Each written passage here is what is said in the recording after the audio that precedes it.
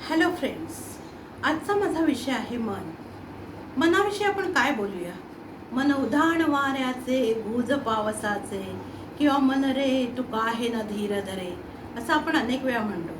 तर या मनाचं दिवस रात्र आपल्या काम चालू असतं, इतकं की कधी कधी आपल्याला खूप कंटाळा येतो. कामात असतानाही हे मन आपल्याला शांत बसू देत नाही. मग रिकाम टेकडं असताना हे मन किती बरं हैदोस घालत असेल. आणि त्या मनाच्या विचारांचा एक मोठं विवर तयार होतं आणि आपण खोल खोल त्या गर्तेत बुडून जातोय की काय असं वाटायला लागतं. कधी या विचारांचा जणू एक मोठा भारदस्त वजनी हत्ती बनतो आणि त्याचं ओझं घेऊन आपण वर्षानुवर्ष फिरत राहतो. कधी कधी वाटतं, कशासाठी हे सगळं आपल्या मानगुटीवर बसले. सगळे विचार, मग ते चांगले असू देत व वाईट असू देत, काढून टाकूया मनातून आणि शांत मन मिळवूया. खरोखर असं कधीतरी वाटतं ना की आपण शांत जाऊन एका कोपऱ्यात जाऊन बसावं, पण तरीसुद्धा आपल्या मनात काही ना काहीतरी त्यावेळेला विचार चालूच असतात. पण मनाला शांती किंवा म्हणजे पीस काय हे माहीतच नसेल तर शांत होईलच कसं, नाही का? विचार आणि भावनांचा अगदी धिंगाणा चालतो मनात आणि डोक्याचा भोगा होऊन जातो. आणि त्यासाठी मन कुठे ना कुठे मग आपण रमवू पाहतो, पण त्याचा उपयोग शून्य. पण मनाला शांत करण्याची किंवा मनातील विचारांचे वादळ काढून टाकून जगण्याची कला आपल्याला माहीतच नसते आणि मग त्या दिशेने आपले प्रयत्न होतच नाहीत. शेवटी आपण गिवअप करतो आणि आली या भोगासी म्हणून रुटीनला लागतो. पण मित्रांनो आणि मैत्रिणींनी, ही जी मानसिक शांतता असते ती कशी मिळवायची यासाठी प्रयत्न करायला काय हरकत आहे. त्यासाठी मी माझ्या अल्पबुद्धीच्या सहाय्याने काही टिप्स तुम्हाला देणार आहे. पहिली गोष्ट लक्षात ठेवायची आपण, आणि पहिला मूलमंत्र आहे फॉरगिव्ह अँड फॉरगेट. हा मंत्र खूप महत्त्वाचा आहे. आपण एखादी घटना कधी कधी विसरून जातो, मात्र ती आठवली ना की त्याच्या मागचा आपल्याला दोषही आठवत राहतो आणि मग आपल्याला झालेला मनस्ताप आठवतो. मग पुन्हा मन शांत. किती दिवस हे ओझं घेऊन जगायचं? समर्थाने म्हटलंच आहे, मनी मानवा व्यर्थ चिंता वहाते, अकस्मात होणारे होऊन जाते. झालं गेलं विसरून जायला आधी आपण माफ करायला शिकायला पाहिजे. आणि माफ करू शकलो ना तर सगळं विसरून जाऊ शकतो. आणि मग मनात उठणाऱ्या भूतकाळातल्या त्या कडू आठवणी, बदल्याची भावना आपल्या आपणहून निघून जायला मदत होते. आणि हो, माफ फक्त आपण दुसऱ्यांना नाही तर स्वतःलाही करायला शिकायला पाहिजे. आपणही चुकतो, कुणाला तरी दुखावतो आणि त्याची सल आयुष्यभर आपल्याला बोचत राहते. आपण पश्चाताप करतो तरी मनात एक कुठेतरी दुःख राहतं, एक गिल्ट राहते जे आयुष्यभर आपल्याला छळत राहते. आणि त्यासाठी आपण स्वतःला माफ करायला पाहिजे. Forgive and forget. भूतकाळातल्या आपल्या किंवा दुसऱ्यांच्या चुका, त्रास हे आपल्याला मनाला सतत टोचत राहतात. अशा भूतकाळालाही आपण आपल्या वर्तमानात शक्यतो न येऊ देणं हेच हितावह असतं. सुखद आठवणी मात्र नेहमीच मनात बाळगाव्यात, कारण ह्या आठवणीने आपल्याला खूप मनाला शांतता लाभते, एनर्जी होते, आपल्याला नवीन काहीतरी करण्याची एनर्जी मिळते. चुका जर मोठ्या असतील तर चूक करणाऱ्यांना समज देऊन त्यातून अलिप्त व्हायला शिकायला पाहिजे, कारण तेच चांगलं होतं. मोठ्या असतील ना चुका तर कायद्याकडे सोपवून द्या आणि मग त्यातून अलिप्त व्हा. दुसरी गोष्ट मी तुम्हाला सांगणार आहे ती म्हणजे व्यायाम किंवा मेडिटेशन. हे खूपशा संकटावर रामबाण उपाय आहे. तुमच्या कितीतरी तुम्हाला आवड असते, कुणाला नाचण्याची आवड असते, कुणाला संगीताची आवड असते, कुणाला काही वाद्य वाजवायची आवड असते, चित्रकलेची आवड असते, तर त्या आवडी तुम्ही जोपासा. कुणाला शिवणाची आवड असते, कुणाला स्वयंपाकाची आवड असते, निरनिराळे पदार्थ करण्याची आवड असते. या सर्व गोष्टी तुम्हाला सगळा त्रास विसरून जगण्यासाठी, नवीन उमेद देण्यासाठी उपयोगी पडतात. तसंच हसणं हा देखील एक मानसोपचार उपाय आहे. हसणाऱ्या नातेवाईकांमध्ये किंवा मित्रमंडळींमध्ये बसून मनाला खूप थंडावा मिळतो. Laughter is a best medicine असं म्हटलं जातं.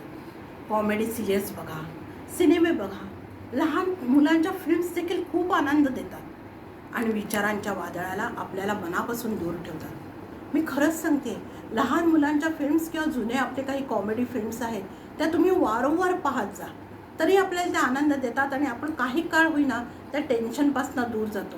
आणि ही जर तुम्ही मनाला सवय लावली तर ती अतिशय उत्तम तुम्हाला जुनं सर्व विसरायला लावतात. कटू आठवणींबद्दल बोलतोय, सुखद आठवणींबद्दल नाही.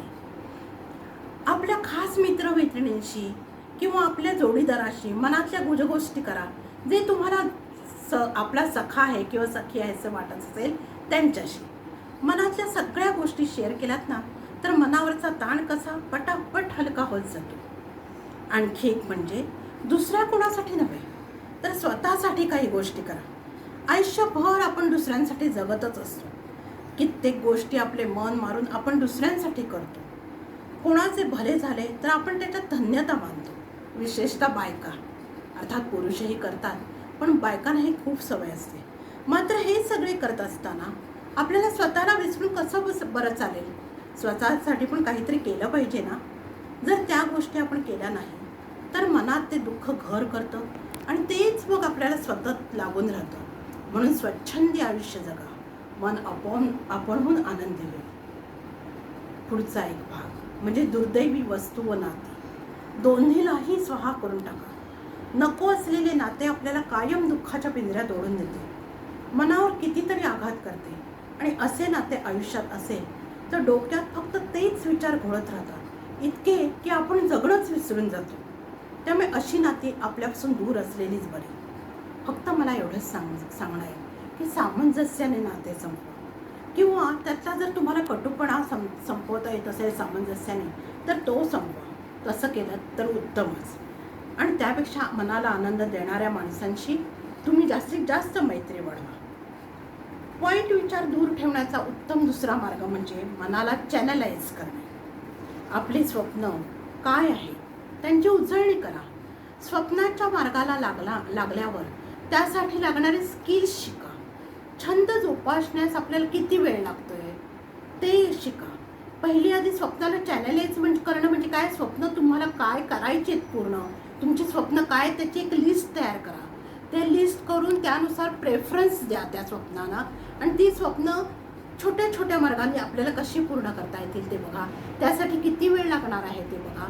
आणि मग तुम्ही हे चॅनलाइज केल्यानंतर त्यासाठी जो वेळ लागणार आहे, त्यासाठी जे टेक्निक लागणार आहे, स्किल लागणार आहे, ते शिकायचा प्रयत्न करा. आणि मी तुम्हाला खरं सांगते, हा माझा अनुभव आहे की आपल्या छंदासाठी लागणारं जे टेक्निक असतं ते जर तुम्ही नवीन पिढीनुसार जर शिकत गेलात तर तुम्हालाही आनंद मिळतो. आणि तुम्ही पण आपल्याला नवीन काहीतरी येते ह्या आनंदात आणखीन काहीतरी शिकत जाता. आणखीन टेक्निक. आत्ताच्या मुलांबरोबर टेक्नोसेव्ही होणं आपण आवश्यक आहे, हे मी तुम्हाला परत सांगते. पूर्ण आपण त्यांच्या इतकं नाही शिकू शकणार, पण थोडं शिकत राहा आणि थोडं पुढे जात राहा. आणि त्यानुसार जर तुम्ही गेलात तर तरीसुद्धा तुमचं मन रमेल आणि जुन्या कडू आठवणींना तुम्ही दूर ठेवू शकाल. पुढचा एक भाग म्हणजे कार्य करायचं आणि निघून जायचं. या कायद्याने बघा, हे खूप कठीण आहे, मी तुम्हाला खरंच सांगते. कारण कोणत्याच गोष्टीत मग आपल्याला जीव गुंतवून चालणार नाही. गुंतणे कमी करा याचा अर्थ संन्यासाच्या मार्गाला लागा असं नव्हे, पण वेळ येईल तेव्हा अलिप्त होणे हे तुम्हाला जमलंच पाहिजे. अर्थात हे फार कठीण आहे, मी तुम्हाला स्वानुभवावरून सांगते. आणि बायका तर प्रत्येक गोष्टीत इतक्या इमोशनली अटॅच असतात. बायका म्हणा, नवीन लग्न झालेल्या मुली म्हणा, म्हातारे लोक म्हणा, हे खूप अटॅच झालेले असतात. आणि मग त्यांना ते इमोशनली सुद्धा त्याच्यामुळे अटॅच झालेले असल्यामुळे ही गोष्ट जरा कठीण आहे. पण त्यातल्या त्यात तुम्हाला कुठल्या गोष्टीत अलिप्त होता येईल तो होण्याचा तुम्ही जास्तीत जास्त प्रयत्न करा. आपला पुढचा भाग म्हणजे आपल्याला कोणी मदत केली असेल ना तर त्याच्याबद्दल ग्रॅटिट्यूड दाखवा, कृतज्ञ राहा. आपली कोणाला गरज असेल तर गरजूंना तर मदत केलीच पाहिजे. आपल्या जवळचीच व्यक्ती काही कारणाने जर अयोग्य वागत असेल तर त्यांनाही समजून घेता आलं तर खूप उत्तम. कारण का तर ह्याच्यामध्ये तुम्ही दुसरं काही करू शकत नाही. म्हणजे ॲडजस्टमेंट हा एकच त्याच्यासाठी उपाय असतो. कारण नाहीतर मग आपल्या मनाला खूप त्याचा त्रास होत राहतो. दुसऱ्यांच्या विचित्र वागण्यामागे काहीतरी कारण हे नक्कीच असतं. आणि ते समजून न घेता जर आपण सुद्धा तसंच वाईट वागत राहिलो तर त्रास त्याचा आपल्यालाच होतो. त्यापेक्षा समोरच्याच्या ठिकाणी वा परिस्थितीत तुम्ही स्वतःला ठेवून पहा. संकटांची तीव्रता तुम्हाला समजून येईल. आता मी तुम्हाला एक सांगते की आमच्या एक गाण्याचा ग्रुप आहे आणि त्याच्यामध्ये आम्हाला कमेंट्स करायचे असतात. आता खूपदा गाणी काय झालं, सगळेच नवशिके असल्यामुळे, कोणी क्लासिकल न शिकत असल्यामुळे आम्हाला काय होतं की त्यांच्यावर हार्श कमेंट्स करणं शक्य असतं आणि नसतंही. पण त्यापेक्षा तुम्ही त्यांच्यातले चांगले गुण सांगितले.